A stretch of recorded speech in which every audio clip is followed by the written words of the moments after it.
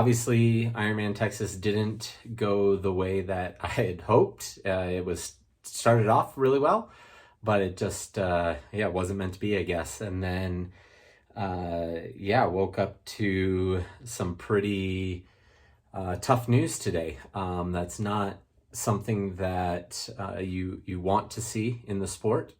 You always have a question over whether it's a part of the sport or whether it's a big issue in professional triathlon. And I guess today it was confirmed that yes, it is. So I guess the original intent was just to do my post-race, recap interview today. But I guess I'll speak a little bit on that issue with Colin's positive results here. Obviously, there's been a number of other pros who came out right away. This morning, Ben Hoffman's post was pretty spot on. And, a number of other people have had some of their takes on it. And I typically refrain from commenting on these types of things, whether it's good news or bad news or, political things. I just try to do my own thing and focus on me. But this one, it actually hits pretty close to home for a number of reasons. Obviously, it costs other professional athletes their opportunity to make money. It takes that away from them. And it also, sheds light on the clean performances, or sheds doubt on the clean performances that are out there. And that's my biggest frustration.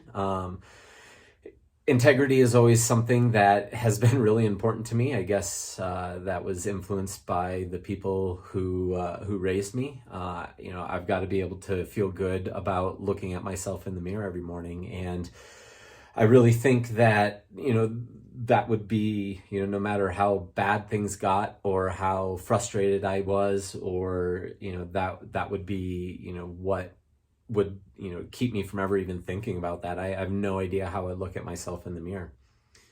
And, I came to this sport, and I've made never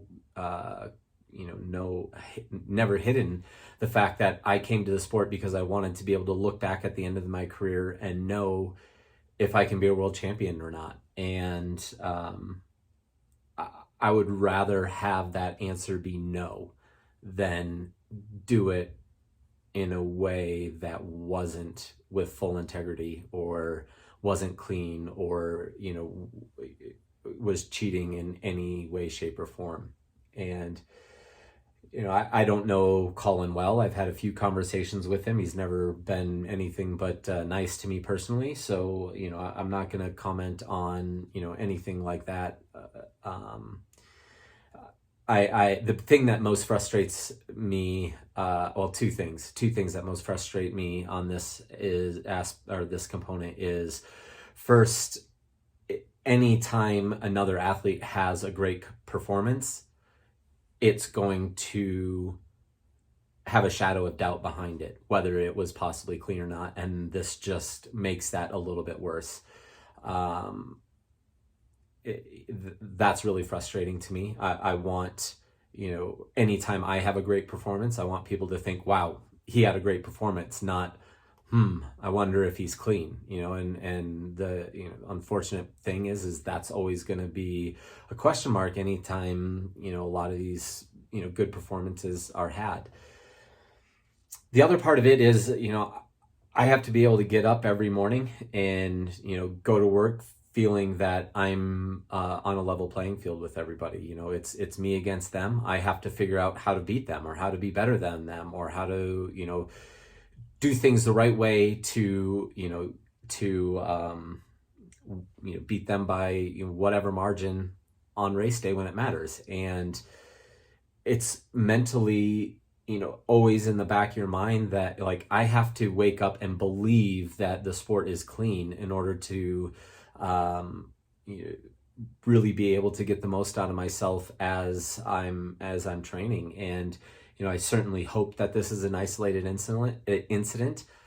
I don't know that I can honestly believe that it is right now. I don't know. I'm struggling with that a little bit, but that frustrates me, because I want to be able to wake up every morning and feel that if I do the work, I have a chance to be the best, and not feel like I have to find a way to beat people who are doing things that they shouldn't be doing by doing it the right way. And that's a tough thing for me to take right now. But anyway, on to the race. I guess the race report is going to be quite a bit shorter than normal, unfortunately. So gave me a little bit of time to vent on another topic, I guess. Yeah, obviously I'm not happy. I'm going between periods of feeling very fortunate that things weren't worse than they turned out to be, to being really upset that I had an opportunity taken away from me. And yeah, it's tough. So like I said, it's been a weekend to say the least. Just a brief run through of the day. In the post-race video, I said that, training was a tough block, especially early on. It took, a lot of just trusting the process, sticking to the process, and, believing that the numbers would show up. I had to fight things a little bit more than usual. But they showed up, and I went into race day feeling really good. Everything came together. I think we nailed the taper. I think, everything race week was feeling really good, looking really good. Nothing was forced. The power was coming easy. The run felt great. And I felt really good going into race day. I ended up, from the gun, went off about as I anticipated. With a wetsuit, I would have liked to have been a little bit closer to the front group, but overall, I think the 3-minute gap was about what it should have been, about where things looked like they would line up, on paper ahead of time. I ended up about the first 1,000 meters. I was a little bit farther back in the group than I like to be. But the group surged hard after the second turn. So right at about the 1,500 meter mark, and I was able to cover that and work my way through. I was, paying good attention, which was good. I wasn't just kind of focused on just the feed. I was pretty aware of what was going on and who was leading the group, and kind of anticipated the surge. And it was a good surge. It's split the group up a little bit, strung it out quite a bit.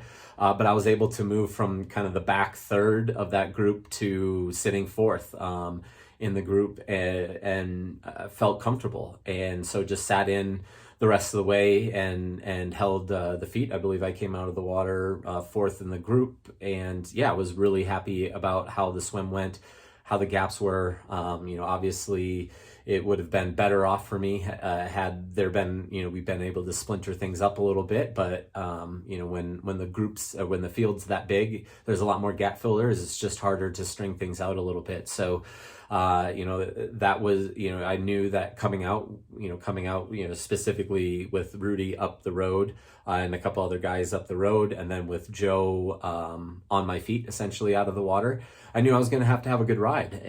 But I really felt like I was up to it. Joe came through and, did what Joe did and rode the first little bit and made sure that no one went with him. That's a card that he can play. And right now I didn't have that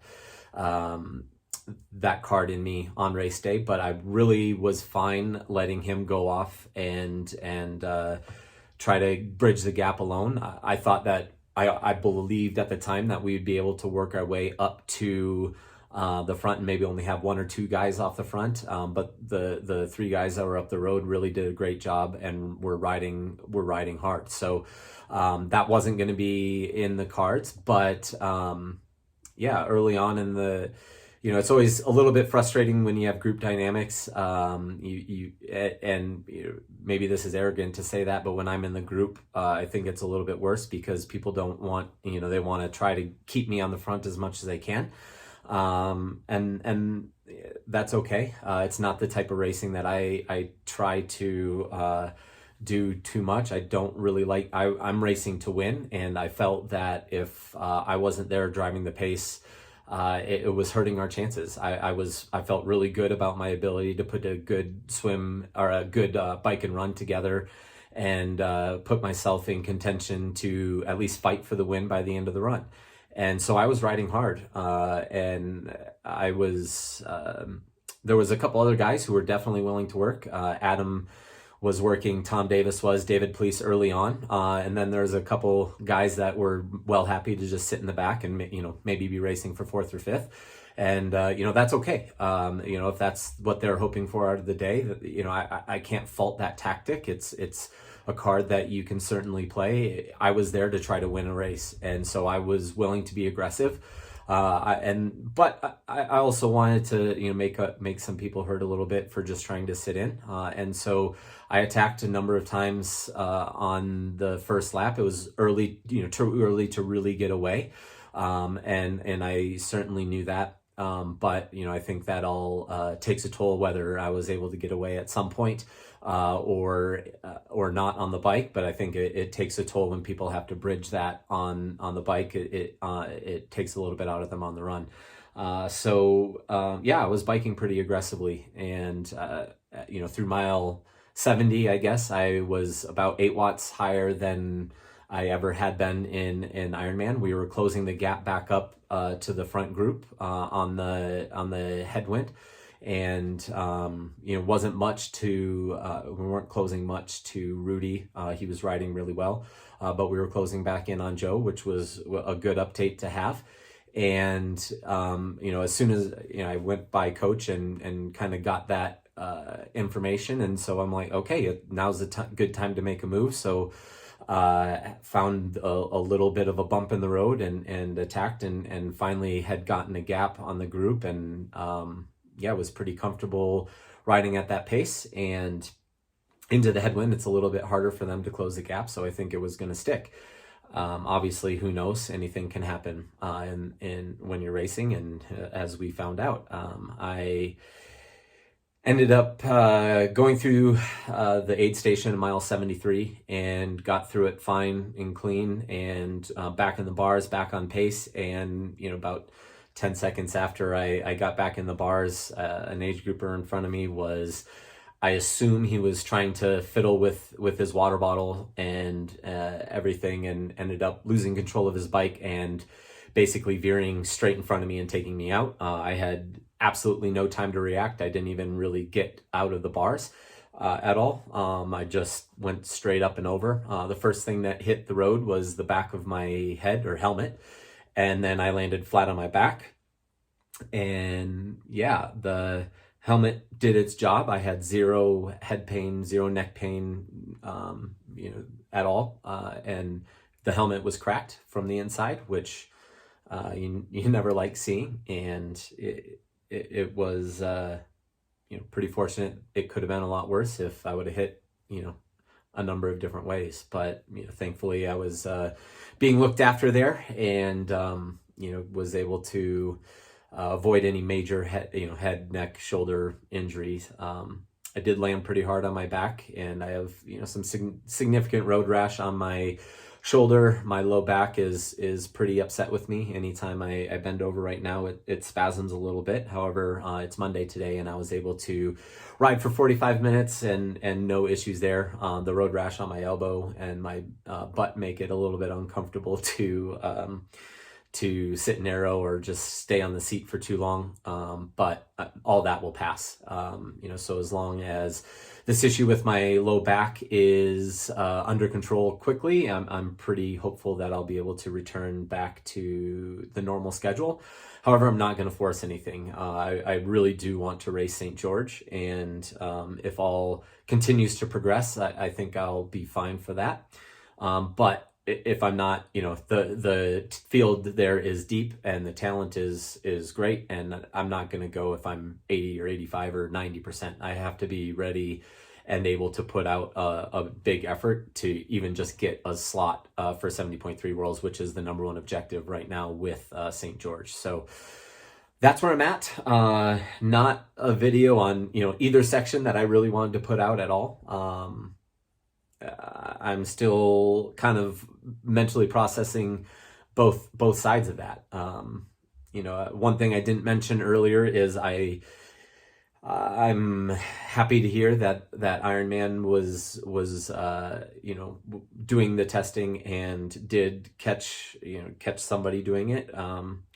You know, but that it's a frustrating thing to process because you know the testing hasn't improved that much since the old EPO era in cycling, and we all know how many positive or how many negative tests those individuals had, despite the overwhelming evidence that they were doing something and their admissions that they were doing something that they shouldn't be. So it's frustrating. It's a tough one to take. Obviously it doesn't change anything that I'm doing. It still show up, do the work every day. And, I have to find a way to get past it and, to focus on, at the end of the day, what matters the most is the integrity of me personally, the integrity of the sport. And I'm just going to continue to do my part to make sure that remains. The other thing I needed to mention is there was a number of people that maybe misinterpreted my Instagram post right after the race. I tried to be very painstakingly clear in how I wrote that I wasn't trying to attack the person that ended up taking me out of the race. It was an unfortunate accident. There was no ill intent out of his part, from as far as I know. I don't think he planned on crashing himself into me. And yes, he did ride off. I was happy to, he was able to finish the race. I mentioned that more so to say he was okay, not to try to blame him for not checking in on me or anything like that. Obviously, not a great situation for anybody involved, but I did want to clear that point up as well. But thanks for tuning in. Hopefully we have a much more cheery video the next time around. Otherwise, we'll see you next time.